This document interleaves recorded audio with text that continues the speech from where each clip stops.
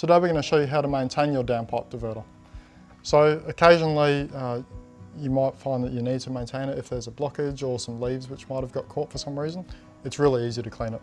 All we do is slip this top coupling up. None of this will be glued, by the way, so it's pretty straightforward. Slide that up, lift this unit out, and then I'm just going to take this out so I don't drop it. Inside the main body here, it's pretty easy to disassemble if you need. So there's a strainer, just give that a clean out. You can just check down the barrel and make sure that it's actually moving freely. Just make sure there's nothing caught. If you need to, just give it a hose out, and likewise in that nozzle. And then we're just going to pop that back. Now in the top part, it's got this flow director.